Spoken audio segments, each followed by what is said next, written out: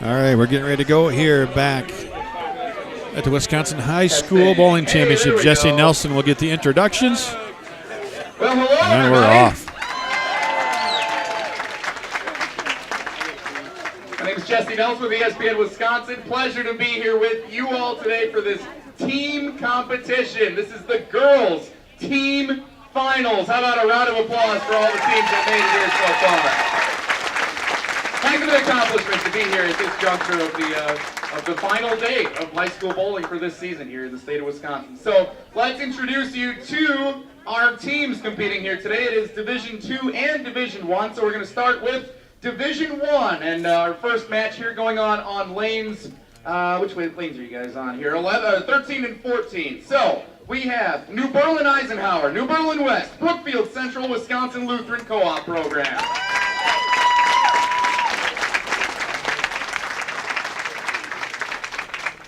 We're going to call them New Berlin the rest of the day. And on lane 14 we have Kenosha Indian Trail.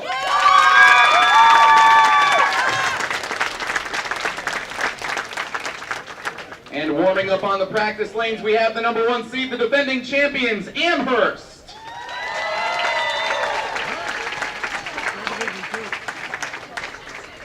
That's Division 2. That's Division 2. Amherst is 2. My mistake, that was Division 2. I just give what they say. Now we have the number 2 seed here competing on lane 12, Beaver Dam.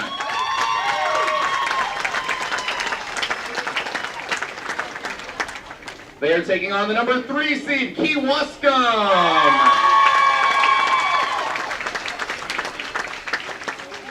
And warming up on the practice lanes, the number 1 seed, Kenosha Tremper.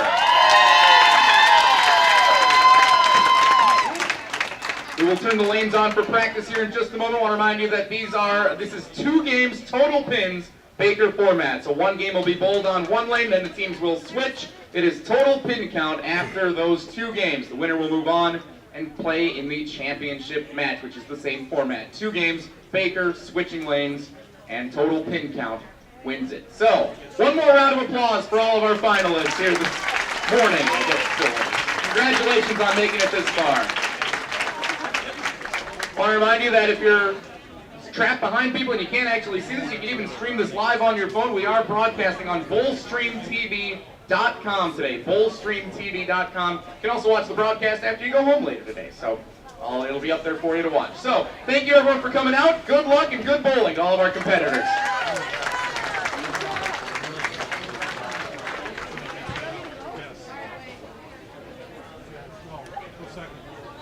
And there we go, our introduction to the teams. It's practice time now.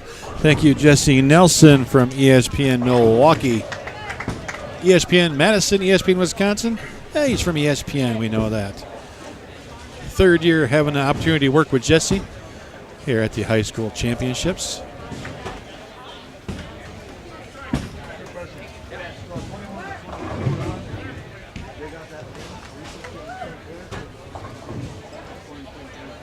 And just like that, Jesse's back in the booth, running all across this 76-lane center here at AMF Bolero. It's the biggest workout I've had in a year and a half. Well, just navigating the crowd here can always be a bit of a challenge. Got to be rather nimble to make your way through everyone. Nice to have you here on the show with us, Craig. I'm ready. I'm here now. I got my nap in this morning. Thanks, Chris Schlemmer and Storm, for all the work they do supporting the high school bowling here in Wisconsin. It's very much appreciated. It takes a lot of people, a lot of time and effort to pull off an event of this magnitude, and we do appreciate all the assistance.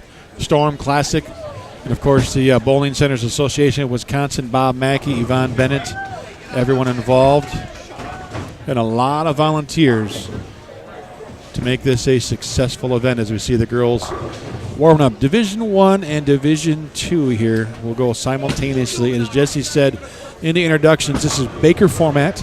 Each team will bowl a complete game on 1 frame. Every bowler will throw 2 frames, and you can substitute sometimes. We'll see some strategy, depending on who's in and who's out. You know, if you got maybe a 3-10 split, put a lefty in to pick it up, or a 2-7, put a righty in if you have it. So a lot of strategy involved in Baker.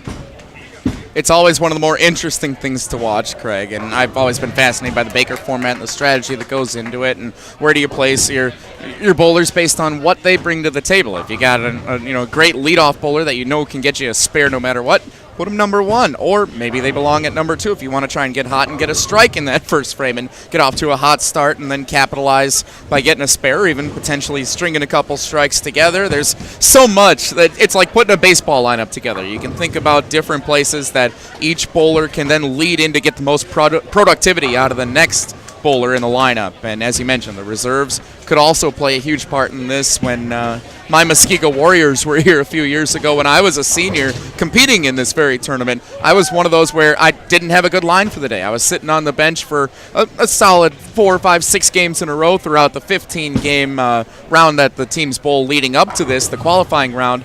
But if there were 10 pins that were left, I was pretty good at picking up the 10 pins. Some of the other bowlers weren't, so I shot more 10 pins than I did strike balls on that entire day. And here's a look at what these players are competing for, these trophies and medals here in the Wisconsin High School Bowling Championships. Not just pride for your school, but there's some hardware to take home, and I believe some scholarship money. And those trophies get hung up a lot of times in the centers where these teams compete, and those don't go anywhere. Those will always be there in 5, 10, 20 years from now. You can go down to that bowling center and show your kids even perhaps that, hey, look, this was when I won a state title back in 2017.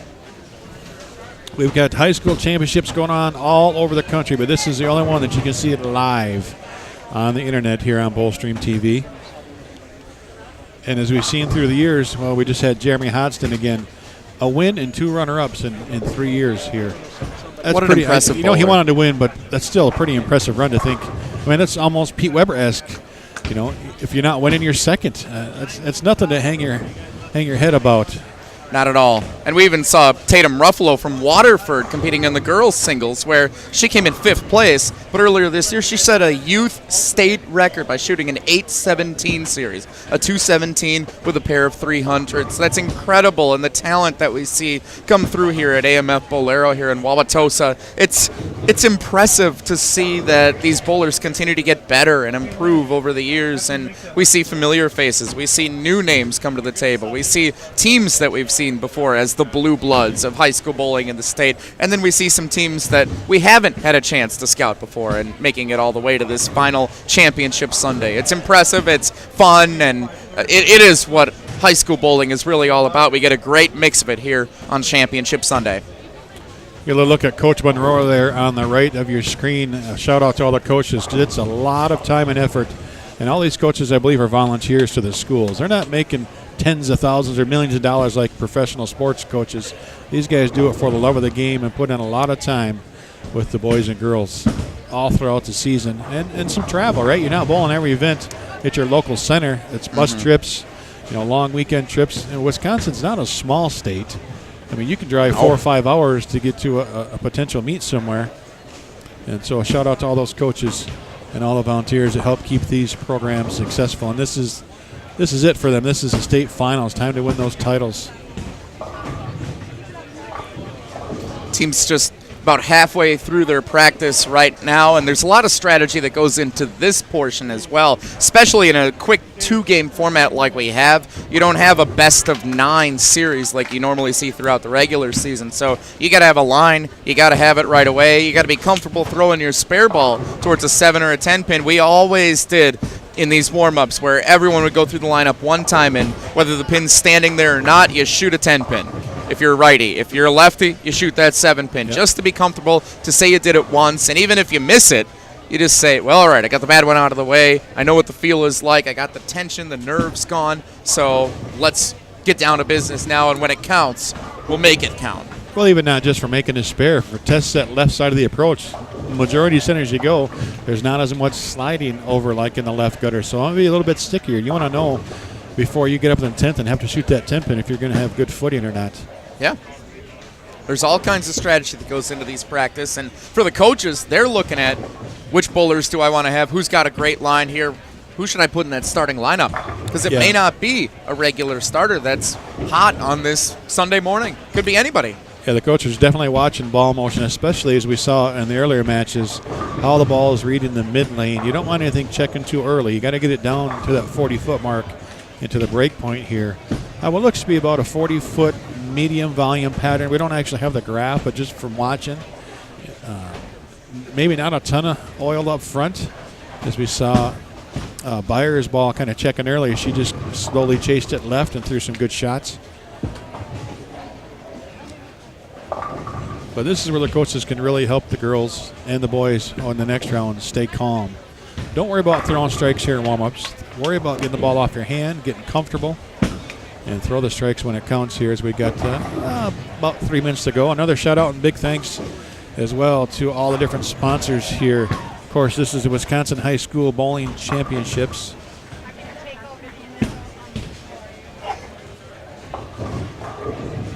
Wisconsin Bowling Centers Association, Yvonne Bennett, Bob Mackey, all the work they put in. Of course, all our friends at Storm, Classic Products, and this is Bowl Stream TV here live. Craig Elliott along with ESPN's Jesse Nelson.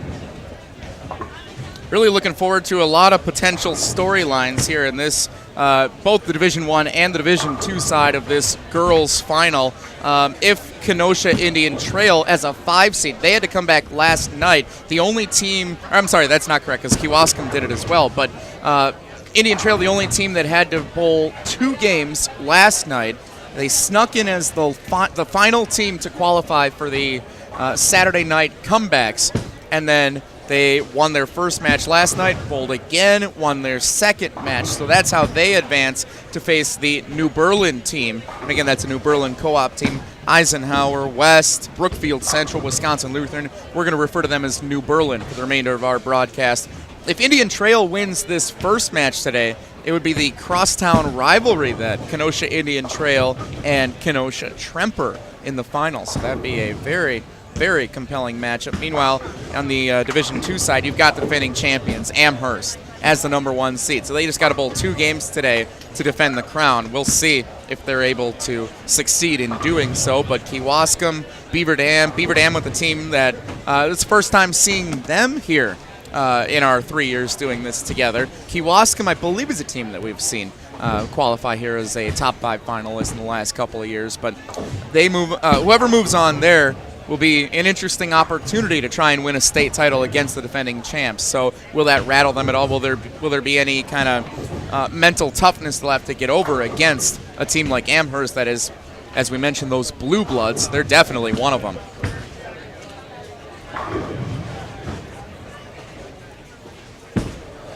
And if Kenosha, Wisconsin sounds somewhat familiar, there's this guy named Lenny Borsch from Kenosha who's doing okay out on the senior tour. And him and his son Jacob just took the doubles lead out in Las Vegas at the HSBC Open Championship yesterday, as well as I believe Lenny's team is leading. So a lot of bowling history in the town of Kenosha. The boys' team final will be coming up at about 1 o'clock. They're going to try and get that one started. Kind of depends on the timing of this. We did have a delay during the singles tournament earlier this morning, which kind of put us a little behind getting this round started. The girls' finals here at the Wisconsin High School Bowling State Championships at AMF Bolero. So we'll see when those boys get started. It'll be about 1 o'clock, we expect, but for right now, the ladies have center stage. It's going to get loud in here, Greg. It's going to get really loud. We'll do our best not to blow your ears off listening at home, but the team event is, I'm going to say, 5 times as intense as the singles. It was actually mellow, if that even makes any sense, this morning for the singles event, but it's about to get loud. Well, the contrast of the events with the singles, it's just one-on-one. You've got a lot of the close family and friends cheering on from the crowd behind you. There's a lot of extra thinking that goes into it. There's not that extravagant cheering and that camaraderie down on the lanes. It's more the assessment of what can I do better with this next game, and the coaches and the players discussing what to do for whether it's a ball change, whether it's a line change. Not at all similar here with the team final, where you've got 8 people down on the lanes with you, and everyone is cheering and riled up every time you throw a ball down the lanes, and if you knock them all down, the place just goes crazy. So we're going to see how this all plays today. I can't wait to see how these finals go. I have a feeling we're in store for something special here today. And here goes the cheers. And the key here to Baker is just keep the kids comfortable. Make spares. Spares are huge. You only get 2 shots each game. You know, if I was the number 1 bowler, I'm going to bowl frames 1 and 6 or 2 and 7, as it may be across. So you got to have the right people in the right position to make good shots. One of our mottos all the time that we were bowling is, as I said in the first round, rule number 1 is never complain about a strike. Rule number 2 is strikes win you matches. Spares don't lose you the match. You can lose a match by missing simple spares, single pin spares, or easy ones crossing the lane. If you just shoot spares, you're not going to win, though. You got to get spares, and you got to string some strikes together. And let's see, as we start our match, if New Berlin can do that. Well, it's a 9 count. That's not bad to start it out.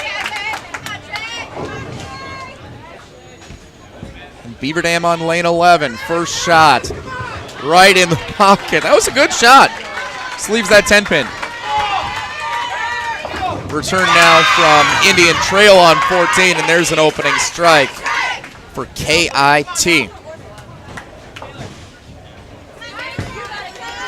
First shot for Kewaskum on 12. Spins a little too far across the lane, so makeable spares for both. So it's going to be fast-paced here. We've got bowlers on every lane going back and forth. Yeah, there's no way we're going to be able to call every shot of every match. So a lot of times, especially thanks to, now I typically work in radio, so having the screen in front of you, it's nice to not have to be able to call every play of the action, as you see the strike on 14 for Indian Trail.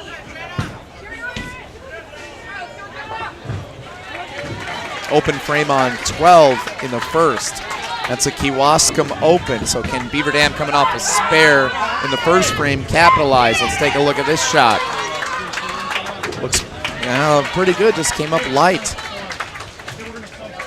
Didn't react very well down on the far. And they did re-oil before this match, so that's significant as these lanes aren't worn at all.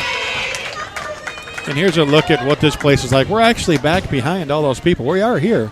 But it's just jam-packed in here. There's all the teams up front. And you see they're just 2 pair, and they're just going rapid fire in this Baker format. Yeah, there's no waiting around for the other person to finish up. This is just go, go, go. You don't want to ruin that rhythm, especially if you're a team like Indian Trail that's struck 3 in a row to begin. Kewaskum picks up its first mark of their game, and Beaver Dam opened in the second, so that's going to be big as they return the favor to Kewaskum, who now has a chance to actually go on top thanks to that placement of the open. Again, this is 2 game total pins, and you don't have to wait for the other teams. You see Indian Trail getting a few frames ahead of New Berlin. You just go if you're ready to go. And they will have to flop lanes here after this first one, and it's 2 game total pins. Leave it to the anchor bowler for Indian Trail to throw the first non-strike of the match here in this state semifinal. And this is not an easy spare. This is one the pros definitely hate, that 3-6-10. There's more ways to miss it than there is to make it. And very similar to the 3-10 we saw earlier in the girls' match. You want to go kind of across lane, and she's going straight at it. That's a tough strategy.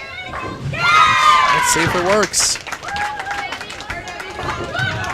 No, just picking up the 3 there. So Kewaskum, 2 of its first 3 frames resulting in open, but Beaver Dam did the same thing as they open 2 of their first 3 frames. So now you see a split for Beaver Dam. This is not the start that they wanted. Well, we talked about spares. Missing that 9-pin there is definitely an unforced error for New Berlin. Those are the ones right in front of you have to make. Crossing over for Indian Trail, just a 5. And again, the strikes for Indian Trail would have set the commanding lead here. If New Berlin was able to continue to strike spares, or have spares run together, that would at least keep them for total pin count in the match. Oh, and almost a run at that spare. This is about as tough a start as you can get for Beaver Dam. After that first ball looked good, 6 straight throws that just didn't really come up with the results they were looking for. Single pin spare miss. Now a split where they don't get anything. But again, Kewaskum hands it right back to him. Each team opening in 3 of its first 4 frames. So it's just a 3-pin lead for Kewaskum, unable to capitalize on the Beaver Dam mistakes. Indian Trail back at it on 14. Another strike. And Beaver Dam gets a much-needed strike now on 11. You hear the creative cheers potentially behind us here, and with the girls' teams especially, you get a lot of those cheers that you don't hear like a at a lot of softball other game. It is very similar, cheers. yes. And as we get to the point where we can almost not hear ourselves talk here in AMF Bolero with the great fan support and cheering going on behind us. Another open for Kewaskum on lane 12. So now Beaver Dam trying to capitalize, and instead a split isn't going to give them an advantage that they were hoping for. If they could have strung a couple of strikes together, that could have been huge, but Kewaskum, you see the frustration on the looks of all the bowlers after they're releasing. They can't figure out these lanes. We saw the oil pattern that they placed today giving the singles competitors some issues, and it's carried over here to the team event. Well, sometimes what we see in Baker is you'll have one lane, especially later in the block, it's tougher than the other. But on 11 and 12, it doesn't look like there's a preference either way. If you have a bad game, you think, well, at least I can go to the other lane where they've got a bunch of strikes. That's not the case for the match on our left. Important for New Berlin on 13 to continue to mark throughout this game. They're having a tough time finding strikes, just 1 through 6 frames, and they pick up the spare here in the 6th. But just to keep it close, keep it within striking distance, when you change lanes, there's no telling what can happen. We've seen 50, 60, 70-point swings absolutely. Just from the switch from lane to lane between games, because you go in cold to that other lane, you don't know what you're in store for. So it's important to just, even when you feel down and out, and we see a strike there on lane 13 for New Berlin, just keep fighting. You never know what kind of break you're going to get. Kewaskum with its 2nd mark of the game in the 7th frame. Meanwhile, Beaver Dam again with a split. They've just got 2 marks in this entire game. Through 7 frames, 76-71. Beaver Dam with a 5-pin lead on Kewaskum. Very low scoring. Now keeping the match close, but the momentum here for New Berlin is key. Finish strong, make that switch, and try to just capitalize on what you got going on right here. There's a strike for Beaver Dam on lane 11. Big one there in the 8th. If they can finish strong here and maybe even string just 2 or 3 together, if they can figure out this lane, that might be enough with how this match is going to make them feel like they're pretty comfortable heading into game 2. Indian Trail finishing up on 14, and see they kind of, after that hot start with 4 in a row, just 1 strike the rest of the way. There's that double that Beaver Dam was looking for on 11, and an open 9th. And watch that finish. Or excuse me, an open 10th for Indian Trail. 7 count on the string, losing count, and then open the 10th. So New Berlin they're pacing 190 here. They stay clean, keep it within 20-some pins. And that's definitely well within striking distance as you go into the lane change. I mean, they were down 50 early.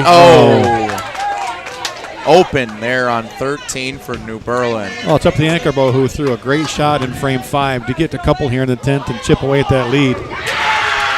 And look at Beaver Dam now. I said if they could just string a few together, they could get out to a good lead. 3 in a row, including 2 shots more coming in the 10th. Kewaskum trying to answer. Not quite. Oh, and if we talk about what are the coaches doing for the teams, Beaver Dam shows you right there. They all threw 1 shot on lane 11. They all had splits or misses, and the coach sat them down and said, look, make your move, and now we got 3 quick strikes. Absolutely. So again, a 2-12 for Indian Trail here in game number 1.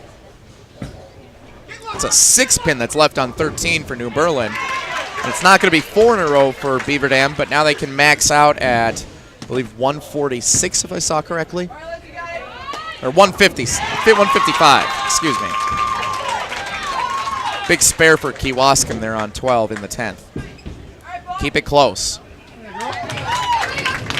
That's what New Berlin does. And now look at that open for Indian Trail. That's another 10 pins now that New Berlin has essentially free to try and come back against Indian Trail heading into game 2. Remember that missed 9 pin in the third frame. That's 11 pins they gave back. Could have been even tighter. So still going to have a within 20 pins on our Division I match to the right. And what do we have here on the left in D2? We got a 140 for Kewaskum, the number 3 seed. They bowled last night. One match, emerged victorious, and got to come back and bowl today. Meanwhile, it wraps up on 13, a 181 for New Berlin. So not too bad. I don't know about you, Jesse, but I can tell my heart rate's up a little bit here. I can just imagine what these bowlers and coaches and parents and fans are going through. It's pretty intense. Oh, definitely. I was just talking to the coach of Indian Trail, and it's so different to be a commentator for this event as opposed to being a bowler or someone closer affiliated with any of the bowlers involved in this, because it's so much pressure, so much nerves, and you're worried about everything from the temperature in the building to your shoes if they're going to stick, to how your ball's going to react, what the oil pattern is, and on top of that, everything you do with your release to make sure you're doing everything in your power and your control to make sure that you're bowling the best you can for the most meaningful event of the entire year, and for some of these bowlers, perhaps for their entire careers. Yeah, and we forget that. This could be the end of bowling careers for some of these senior players. Of course, they'll go on to adult leagues, hopefully tournaments, and potentially, some collegiate bowling at some different level. This is the biggest year in the history of collegiate bowling. More teams ever sanctioned across the country. A lot of opportunities. That's fantastic. It's great to hear, and there's always been a strong showing from those colleges trying to recruit some talented bowlers here at this state tournament all across the years ever since I've started showing up at these events in 2009 when I was a competitor. This is the semi-final match. We actually had opening step ladders last night, and they brought the top 3 back here this afternoon for the finals here live on Bowlstream TV. We've got a relative there, last name Nelson on lane 12. Jesse, you got some home cooking happening? Not that I know of, but who knows? 31-point deficit for New Berlin heading into the second game here. 14-point deficit for Kewaskum. So both of those, not bad at all. Really, unless you get that 50-60 range, that's where you start to feel nervous. But 31-14, that's very easy to make up. It's basically the difference in one open, and if you could string a couple of strikes. Kewaskum with a mark in the first, Beaver Dam with an open. So there's the first opportunity for Kewaskum to try and come back and win this match. Just getting started on 13 and 14 now with Indian Trail and New Berlin. It's Indian Trail up first. Second arrow shot on the inside. It hung there, but still came up high. Well, the first shots for these teams when they change lanes is important. The coaches really need to take a close look at what's happening there to give instructions to the rest of their players on how to attack this pattern. And you're learning from the other bowlers on your team as well. It's not just wondering what your shot's going to do, but seeing how it reacts to everybody. I know if I was a coach, I would want my number 1 player to be the person that can read ball motion the best. Not necessarily throw strikes, but be able to come back and tell the team, look, I threw it here or there, I threw it good or bad. This is what I saw, make a move off it. Communication is big. We got a split to start for New Berlin over on 14. Down by 31, that's definitely not the start you want after Indian Trail marks its first frame.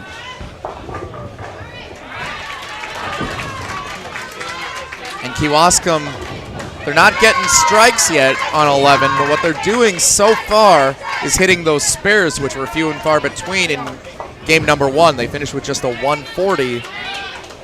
If they can convert this 3 spares in a row, that'd be enough to, I believe, give them the advantage thus far for the total pin count on Beaver Dam, depending on what they're able to do with this washout on lane 12. Sure enough, 3 spares in a row to start. Well, this can change the whole match right here if they miss this washout. We're back to almost even. Right? And they got it! Wow. You saw the surprised face of the bowler right there. That's Holy huge. cow. That's keeping the lead instead of being behind. That was Haley Schwark bowling in the number 3 position for Beaver Dam. She threw that ball and didn't think she had any chance to get it, but that pin bounced off the wall, it looked like, and came all the way back over, and like a helicopter took out the 10-pin. Some lively kickboards here at AMF Bolero, and that's how you capitalize off a good break. You come back and strike right on top of it. And that's definitely a momentum swing, as we talked about. Kewaskum trying to avoid them, or trying to avoid letting Beaver Dam get the momentum back. Double, and have yet to open here in Game 2. Total contrast from what we saw in Game 1.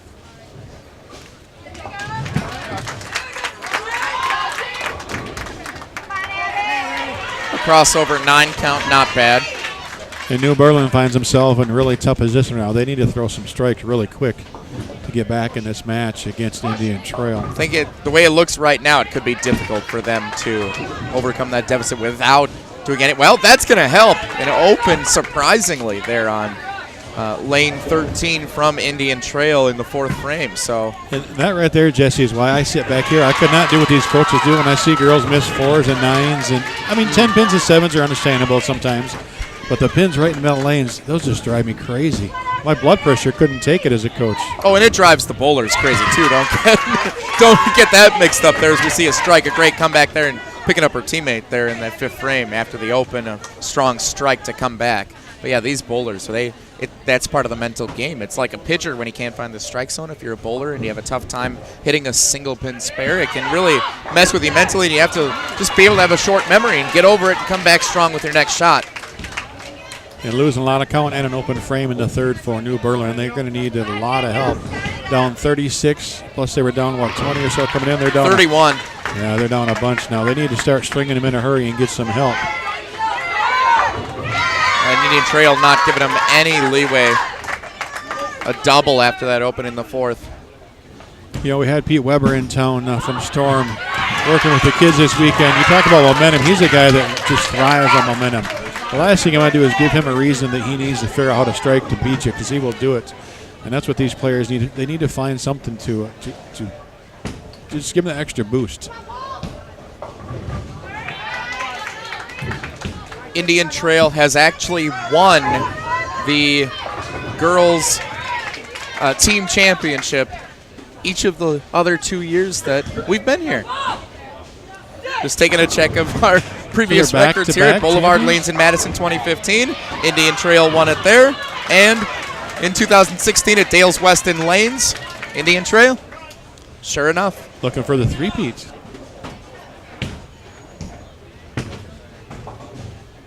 Looking in good shape to at least get back to that championship match here. Meanwhile, Beaver Dam trying to string some spares, some marks.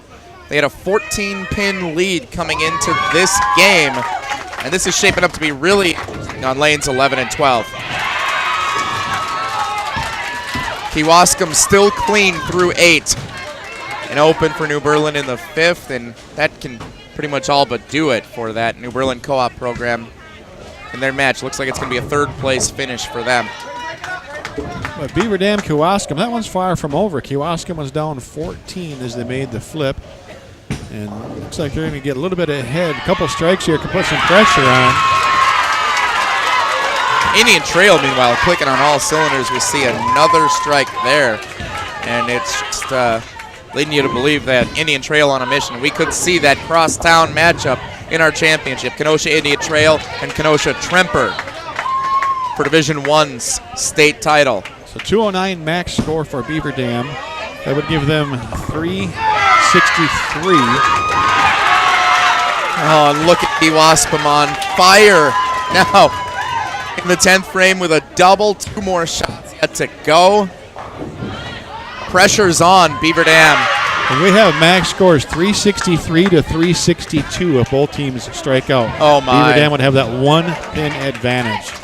Well, and also interesting here that Kewaskum a couple of frames, a couple of shots ahead of Beaver Dam.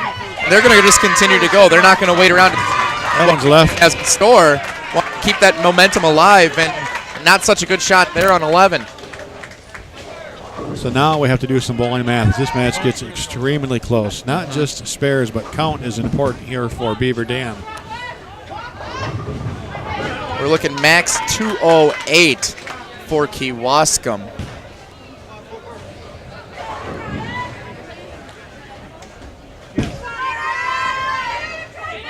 Indian Trail finishing out for formality's sake. Look at this, 4 in a row with 1 shot to go. Would not want to face them in the next round. They've got these lanes up. That's on. It's not an open, but it is 1 pin fewer than Kewaskum could have ended up with. So it's a 207. That's 347. Beaver Dam coming off a 154 with a spare here. So 193 is a tie. Is that correct? I don't think they can get there, can they? I don't think they can. They can max out at 189. So is this one over? If our math is correct, I do believe Kewaskum wrapped it up and will bowl in the championship match along with Indian Trail on the right side of our screen. Wow, what a match. What a comeback there for Kewaskum. Coming back strong after bowling a 140. They put up a 207, a clean game through 10 frames.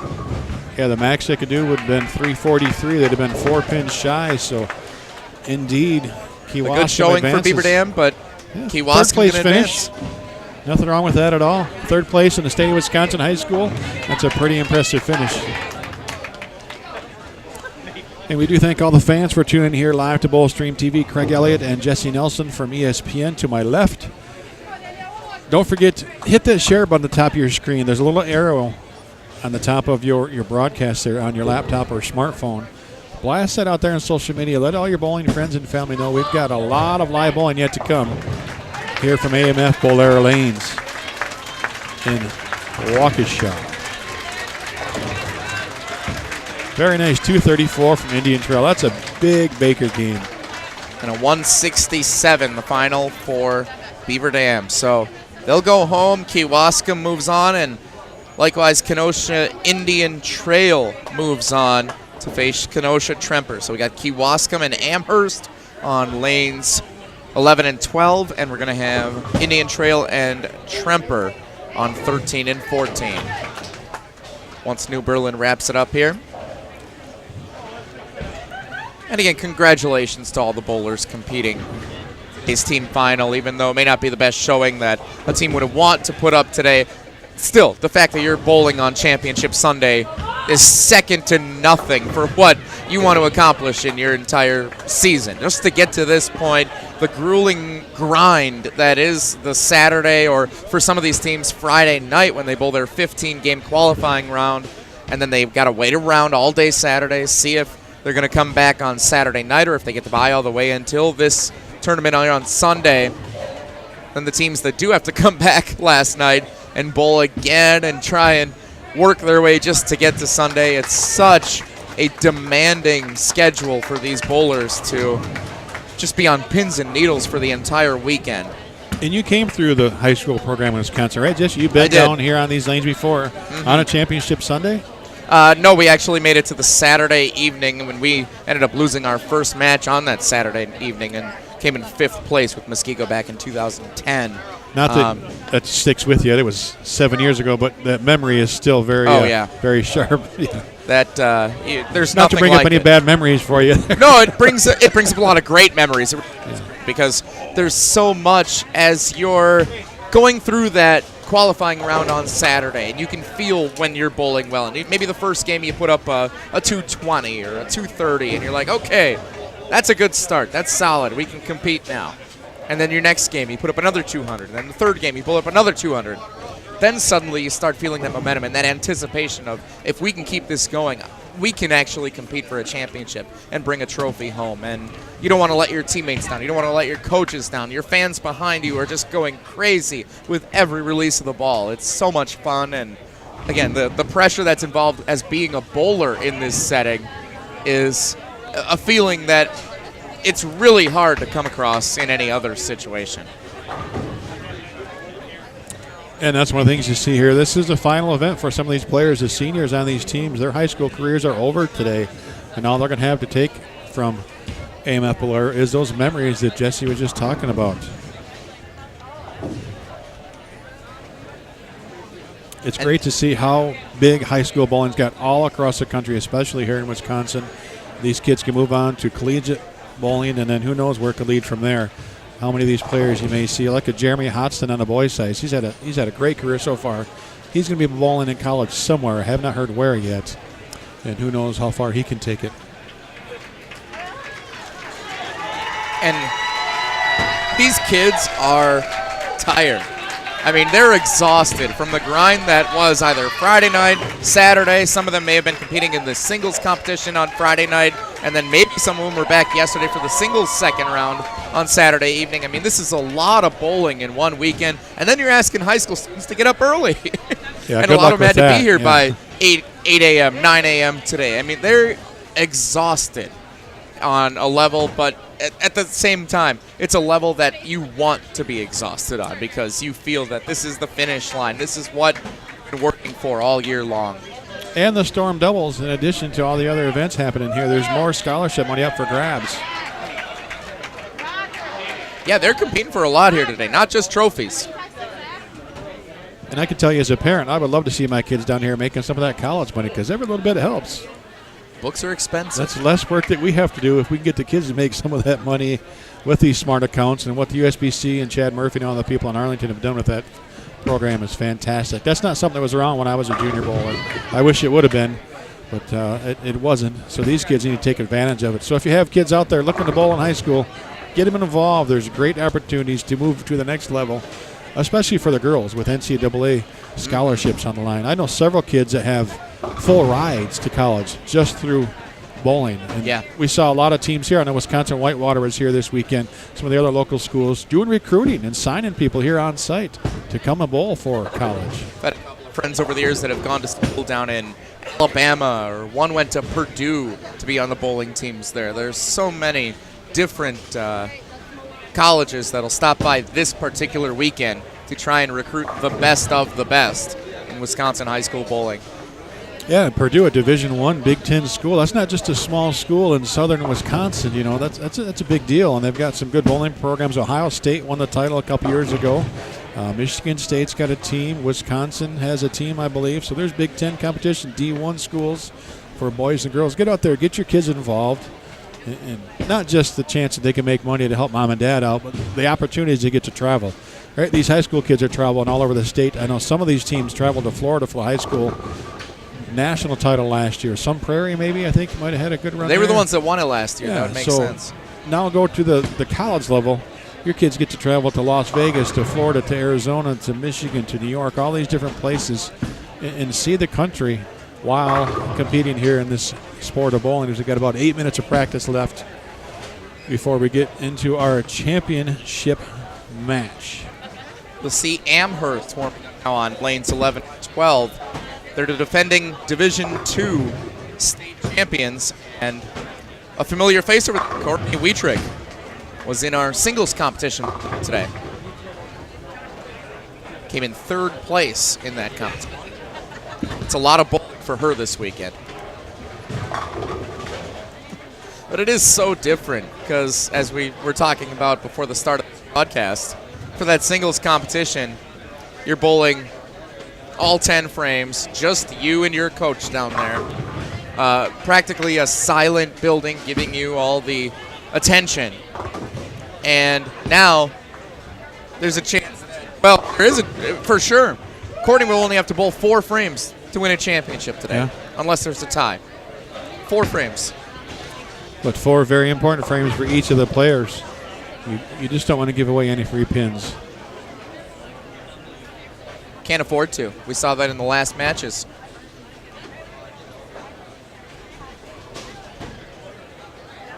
Craig, I just want to take a moment and say that it's great that you are here with this broadcast for this tournament. Over the last couple of years, I've had the pleasure of doing this with you, but what you do for the game of bowling with these broadcasts, and not just this one, but all across the country, the various tournaments that you cover, we see that you're busy year-round with just flying everywhere, doing everything that it takes, and you set up this equipment, this very elaborate system here, and that we can bring this tournament to our viewers, I think is absolutely fantastic. So thank you for providing the service, and it's truly a pleasure for me to be alongside you for this broadcast. Well, I appreciate that, and it's with the help of people like you and the BCAW and all our fans that make it worthwhile, and of course the family support to let you and I travel as much as we do, even with what you do with ESPN, and we couldn't do without a big support system on multiple levels. So that's why we do it.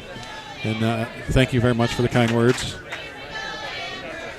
And I get a weekend off actually coming up next weekend, believe it or not. Wow. Then it's off to Florida for the kickoff of the Storm Cup. Storm is a sponsor here. We've got the Storm PBA Extra Frame Cup kicking off down in Tamarack, Florida in a couple of weeks. And then we were just talking about college championships. The first week of April, Lexington, Kentucky, the NAIA championships. And the following weekend is the club championships in Indianapolis. Kenosha Tremper's ready. That was loud. The fans behind us are excited again. This is a rivalry game here. Kenosha Tremper, Kenosha Indian Trail. That is going to be intense on lanes 13 and 14. A little crosstown rivalry. Why not? Kewaskum trying to knock off the defending champs. Indian Trails won this thing 2 years in a row. They were in as the 5 seed. They barely squeaked into the qualifying round last night and then won 2 matches, then win earlier against New Berlin. So they've won 3 finals matches to get to this championship match, trying to win their 3rd straight title. And we'll apologize now for the audio levels. The way it's going to get loud in here, it's going to be tough to control to keep it smooth. So cover your ears. It's about to get loud. We're underway.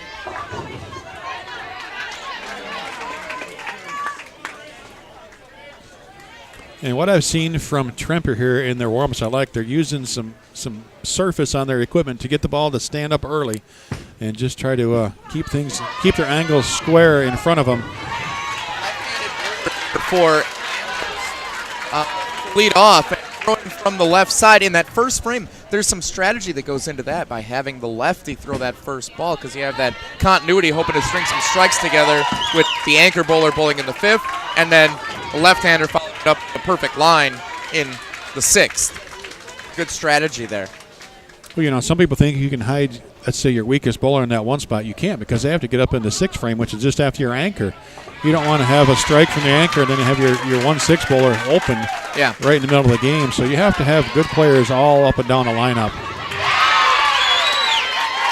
High flush for Tremper. Oh, we've got a lot of lefties in these matches. That's the 3rd one now and just a few shots. So it's interesting to see how the lefties will adjust, because they're not used to doing that. Once they find their line, they're normally good. I don't remember seeing a lefty in earlier matches. Did they just sub in some left-handers here in this Very final? possible. We'll see if we can get some information on that. But Kewaskum does complete the perfect first frame for everybody. Everybody clean through 1 in our championship matches. Game number 1. 2-game total. Will win you a title.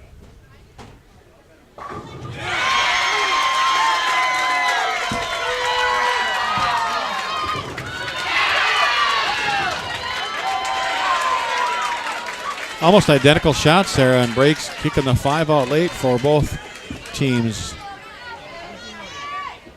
It's fun to just sit back and kind of let the crowd tell the story. You can hear where the cheers are coming from as you see the pins falling and the sighs of relief and the joy from some. You hear the strikes and they come back. The bowlers come off the approach. So rejuvenated, so that they held up their end of the bargain. Sigh of relief from Tremper on 13. Likewise, the disappointment returning on lane 11 by missing the 10-pin.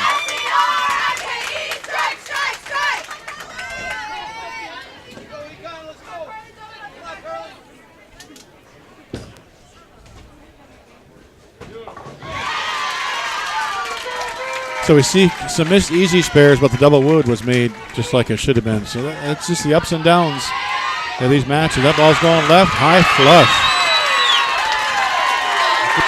It's all around. That's much needed one coming out of the open. Tremper and Dutch through 4 far. But you know that Indian Trail is going to have a run left in them. So Trempers can't take their foot off the well, Tremper has to continue to push and do everything they can to rack up that pin total as best they can.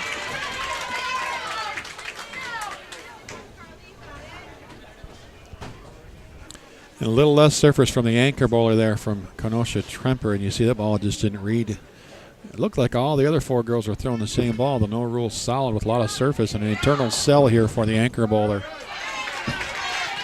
Going after that spare. Tough shot. Look at that spare on third. Much needed Kenosha Tremper. Indian Trail with an open in the 4th. Huge momentum right now for Kenosha Tremper.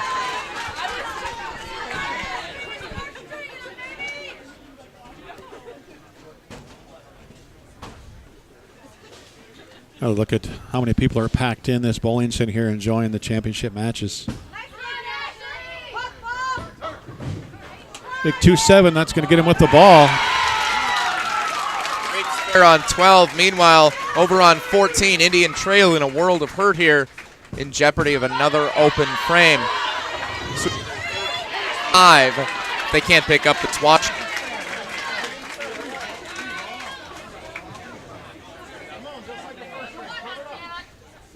And we talked about how can you use a reserve. This would be an opportunity on 14 that if you had a left-handed reserve player, you could have brought her in to try and make that washout a lot easier than a right-handed player would have.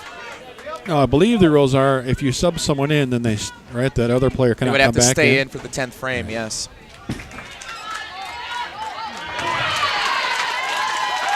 For Tremper.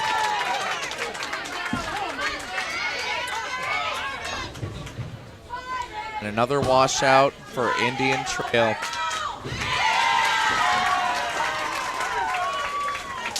Just some of the rules that coaches need to be aware of. We actually had that run into a situation at the club championship last year where they put in a sub for a sub, and you can't do that in the 10th frame. And the match was already over. It didn't matter, but if it wasn't, that could definitely cost them a chance to advance by not understanding how to sub in and out properly. We did see a gutter ball coming out of the spare for Kenosha Tremper. Oh, if she caught her ankle, if her knee just kind of locked up the way the reaction was there. I think she caught her ankle, and that definitely hurts. I've done that before. You get a 9 count after. A little cautious next time you go up, bringing that ball down through the swing. You hit your ankle twice in a row, it really, really hurts. It's painful.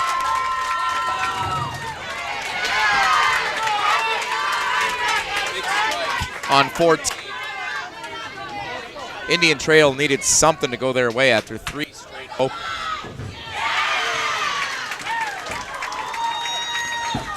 Something to watch for here is the teams flip sides for game 2 of this championship match. Is that Indian Trail is also throwing some pretty aggressive equipment. We're seeing now a lot of their stuff hook early. If Tremper doesn't make an adjustment to that, they can definitely run into some trouble and give Indian Trail a chance. Same going for Indian Trail when they flip sides. They got to watch what's happening on that lane.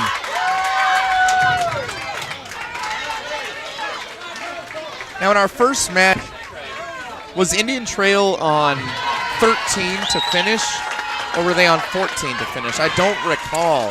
They finished on 13, I believe. So they did. So that's the same thing going on here, where they had a tough time on 14 to start that match, but can come back stronger. They threw a great 227 or something like that. They 234. Yeah, huge finish. Lane 13. Yeah. See if that ends up being the same here in the championship match. Tremper. A strike after a spare. Always great. Feel you're always maximizing the most potential out of that mark. Makes the bowler feel good, makes the previous bowler feel good, and of course makes the rest of the team feel good. Just that kind of result.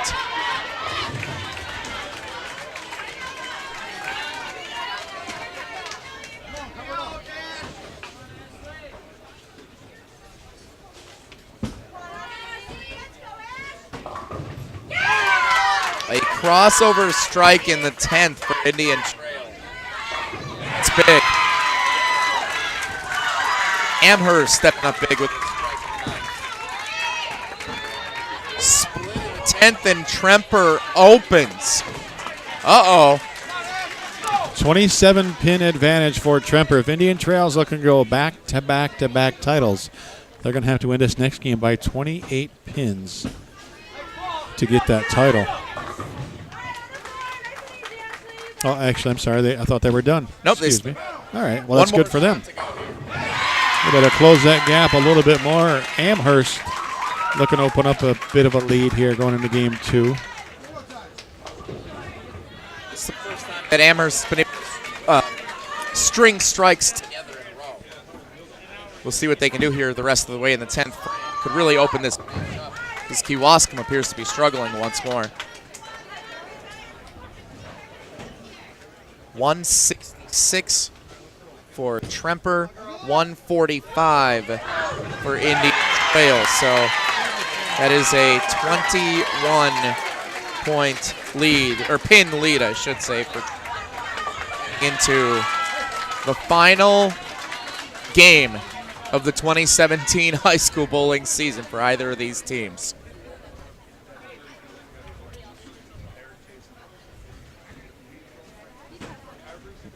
.194 with a strike, or with one shot left to go here for Amherst. Can they strike out 4 in a row? Looks good. That comes up light, so a 202 for the defending champs. And a split in the 10th for Kenosha. It'll be really difficult for Kenosha to overcome that. Kenosha's going to finish up. We're going to flip lanes here, give us a quick break to check some audio. And we'll get on with the championship match.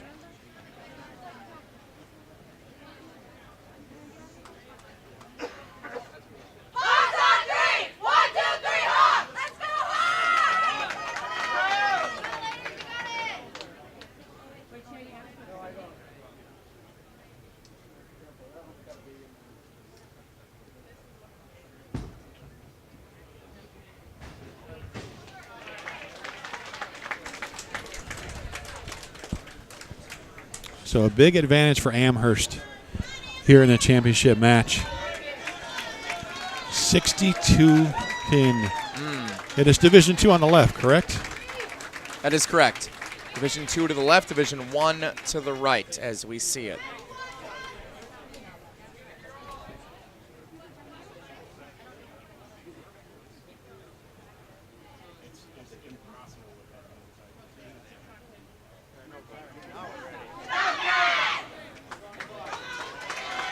Coaches giving their final words of encouragement to their teams before they take the floor for this final game. Be relentless.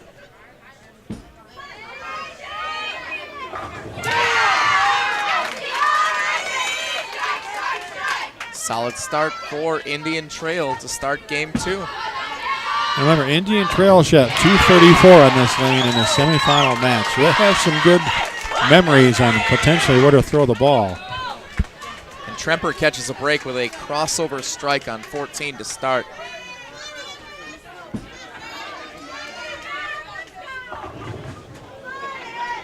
That's a tough break on lane 13 for Indian Trail. I think that was just left and slow off their hand all the way. A little lineup change for Tremper. The lefty was in the 1-6 spot the last match. And now she moves down to 2-7, and it's a crossover strike, back-to-back crossover strikes. You just give the coach credit for that move, right? He knew she was going to do that, right? Of course. Why not? Take credit, coach, when you can. Just get 2 on count here. Don't give up any pins early, especially on a strike. And she makes the 4-7-9. What a great make, and you see the joy on her face to walk away knowing that she was able to come up with that spare. That could be huge how for the comeback. The jumping in the fans back there, the emotion that these girls show on every shot. And you got to control that, too. It's another thing for the coaches to keep the kids kind of on an even keel. You don't want to go through that highs and lows on every shot. That was fantastic. Oh, and Allison Phil chops the spare there on lane 12, and Kenosha opens to start. Not at all the start they would need for mounting a huge comeback. Amherst leaves them an opening, though, with an open in the first as well. Look at Tremper. 4 in a row. Going for a ball change. Look like. Or they're bringing a spare ball in for Indian Trails. Yeah. Just a spare ball.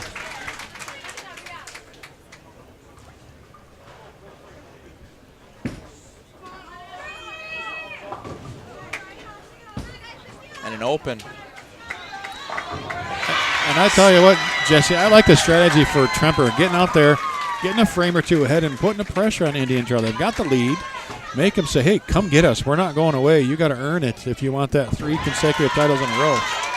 And it's not considered unsportsmanlike. It's not considered rude for Tremper to continue to go at that pace. Like we said before, in high school bowling, you kind of go however your game's going. And if you finish 3 frames ahead, so be it. And on the other side of that, too, if Tremper's behind, they can say, you know what, let's just slow things down, let them catch up, let's see what we have to do.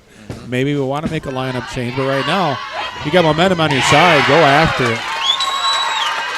An open in the 5th, and Indian Trail struck, and you thought maybe this would be a chance for Indian Trail to start a comeback, but it looks like the strike here in the 6th could lead Tremper to some state championship success on Championship Sunday.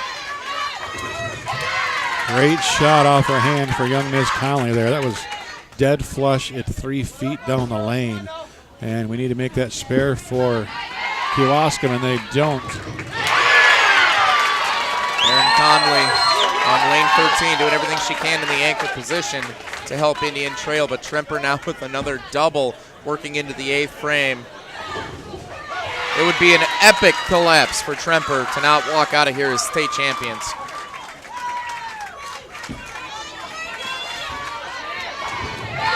Indian Trail's making them earn it.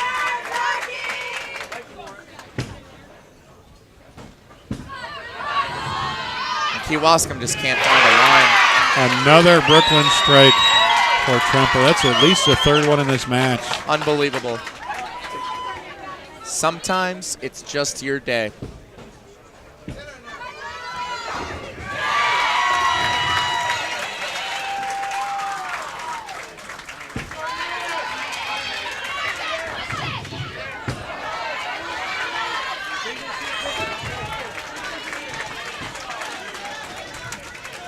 So Kewaskum is down 62.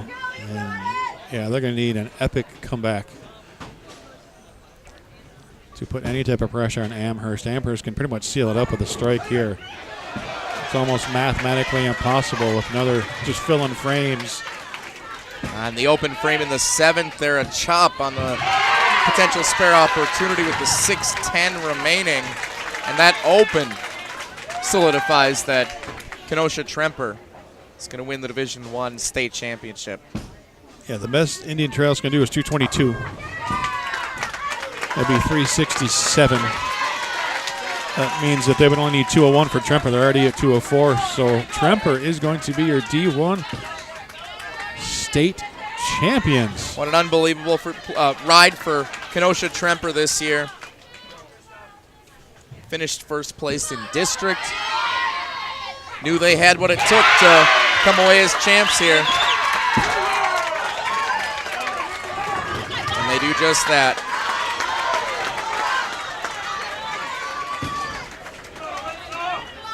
And congratulations to Amherst as they're going to go on to win the Division II championship. Yeah, and it ended up being not a close match in the finals here, but Kewaskum, 2nd place in the state of Wisconsin. Absolutely nothing to hang your head about. No, none at all. And that's the thing is we only see the broadcast here where these bowlers are just participating today. But what we didn't see is the 15 games that they bowled yesterday. And then Indian Trail coming back and bowling in 3 different matches just to get to this point today to be in the championship game. So even though the performance, not what they were hoping for in the championship match, everything that led to this point is plenty to be proud of. And that's what the girls will remember for years to come. 5 players on the team for Kewaskum, 3 seniors, Allison Thill, Brianna Mielke, and Michaela Bigelow, wrapping up their high school careers here. Pat and Tina Janish coming back again next year with their sophomore daughter, Melinda Janish, and Tara Phillips. So only 2 players returning for this second place finishing team here, the Kewaskum Lady Indians. Congratulations on a good final, but we're going to get ready for some hardware presentation here shortly for Kenosha Tremper and Amherst. But don't think we're done. We still have boys action yet to come. The boys team championships coming up. I'd say about 20 minutes to a half hour after that our won't take trophy too long. presentation. We'll do trophy here. presentations. We'll re-oil the lanes here, the staff of AMF Bolero. But stick around for the trophy presentations. And Jesse, again, thanks. We'll let you get on there and get set, get ready for your double duty here this weekend, doing the public address announcing for the Wisconsin High School Championships. Get another close-up at some of these ladies here. Great sportsmanship. Again, thanks Scott Huner for getting these great camera shots. You see the team shaking hands now. Kenosha Tremper, Kenosha Indian Trail, crosstown rivalry, great sportsmanship. And this time, Tremper emerges victorious.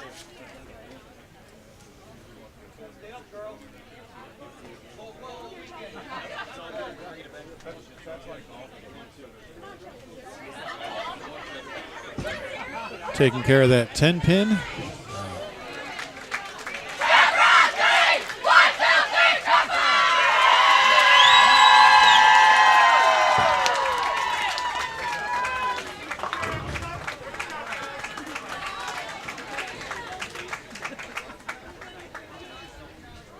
Another great look. There's what winning that title. Look at the families, the emotions. It's a big deal for everybody. This is a state championship.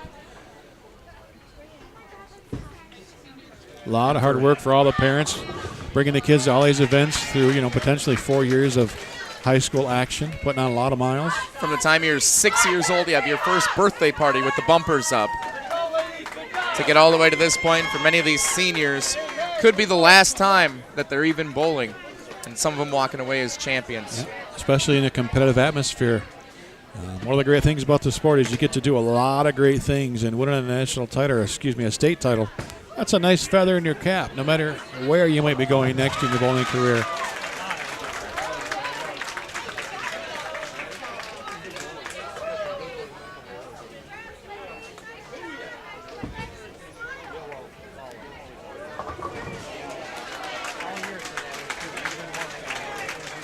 Ends up being just a 148 for Amherst here in game number 2, but again, it's all kind of a moot point at this stage. More than enough, yep. Got what they needed. Final shot for Kewaskum.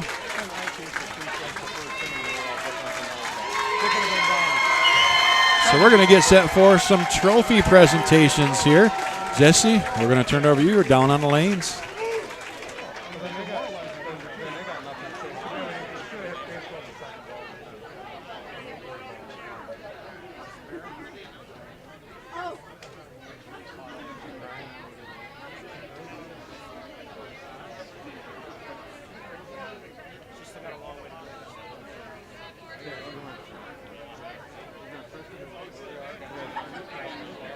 We have 3 freshmen and 2 juniors at both the time. We got another good freshman.